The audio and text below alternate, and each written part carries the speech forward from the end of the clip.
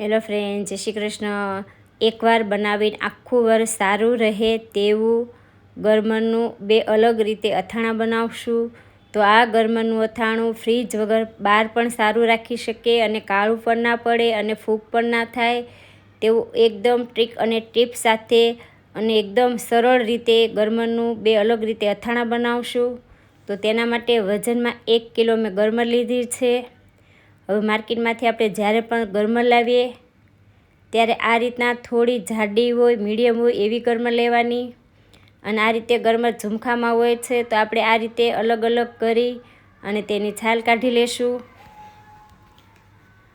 તો ગરમરની છાલ એકદમ પતલી હોય છે એટલે એકદમ ફટાફટ નીકળી જશે. તો આ રીતના પીલર અથવા ચપ્પુ વડે ગરમરની છાલ કાઢી લેવાની. તો આ રીતના એકદમ સરસ બધી જ ગરમરની છાલ કાઢી અને આપણે કટ કરશું. તો જે ગરમરનો આગળનો પતલો ભાગ છે એને મેં આ રીતે એક ભાગમાં કટ કર્યો છે અને જે જાડો ભાગ છે એને આપણે 2 ભાગમાં કટ કરશું. પણ આનાથી વધારે જાડો ભાગ હોય તો ગરમરને 4 ભાગમાં કટ કરવાનો. તો આ રીતે મેં બધી જ ગરમરને કટ કરી લીધી. હવે જ્યારે પણ આપણે ગરમરને કટ કરીએ એટલે તરત જ ગરમરને પાણીમાં એડ કરવાની, નહીંતર કાળી પડતી જશે. ગરમર કાળી થતાં બિલકુલ વાર નથી લાગતી એટલે કટ કરી અને સીધી પાણીમાં એડ કરવાની. તો હવે મેન પાર્ટ છે ગરમરને એકદમ સરસ ચોખ્ખા પાણીએથી 4 થી 5 વાર ધોઈ લેવાની. તો આ ગરમરને આપણે 4 થી 5 વાર ચોખ્ખા પાણીએથી ધોઈ લેશું એટલે જે કાળું પાણી છે અને કચરો હશે બધું જ નીકળી જશે. આ રીતે ધોવાથી ગરમર આખું વર્ષ તમારી સારી રહેશે.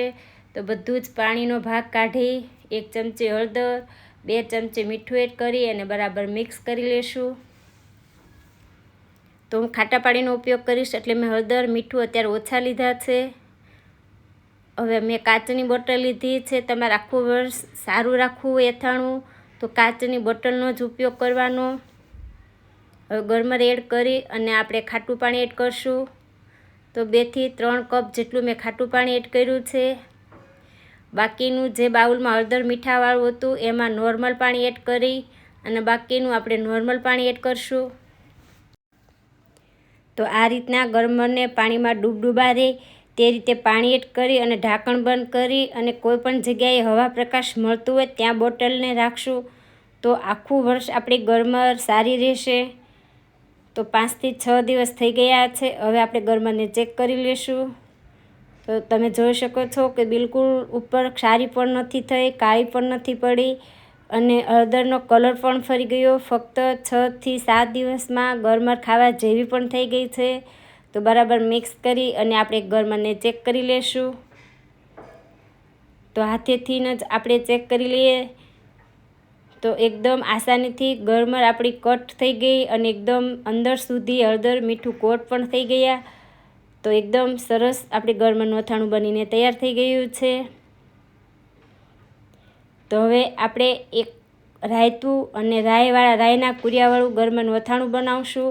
તો તેના માટે 1 ચમચી રાઈના કુરિયા, અડધી ચમચી મેથીના અને અડધી ચમચી વરિયાળી લીધી છે. ત્રણેય વસ્તુને આપણે અધકચરી પીસી અને એક બાઉલમાં લેશું. થોડી હિંગ, થોડી હળદર અને જે ખાટું પાણી છે એ 2 ચમચી જેટલું એડ કરશું. હવે જે આ કુરિયાના ભાગનું આપણે થોડું મીઠું એડ કરશું અને બધું જ બરાબર મિક્સ કરી લઈએ. અને હવે આપણે ગરમર એડ કરશું. તો તમે આ રીતના રાઈના કુરિયાવાળું પણ ગરમરનું અથાણું બનાવીને ખાઈ શકો. પણ તમારે આ ગરમરનું અથાણું તાજું ખાવું હોય એટલું જ બનાવીને ખાવાનું છે. તો આ પણ અથાણું ખૂબ જ સરસ લાગે છે અને ફક્ત આથેલી ગરમર એ પણ બહુ જ ફાઇન લાગશે. તો દાળ ભાત અથવા કેરીના રસ સાથે તો બહુ જ સરસ આ ગરમરનું અથાણું લાગે છે. તો આપણા બંને અલગ અલગ અથાણાં બનીને તૈયાર છે. આ રીતે ગરમરનું અથાણું બનાવશો તો તમારું ગરમરનું અથાણું આખું વર્ષ ફ્રીજ વગર બહાર રાખશો તો પણ સારું રહેશે. તો આ વિડીયો ગમ્યો હોય તો શેર કરજો, લાઈક કરજો. હજી સુધી ચેનલને સબસ્ક્રાઈબ ના કરી તો સબસ્ક્રાઈબ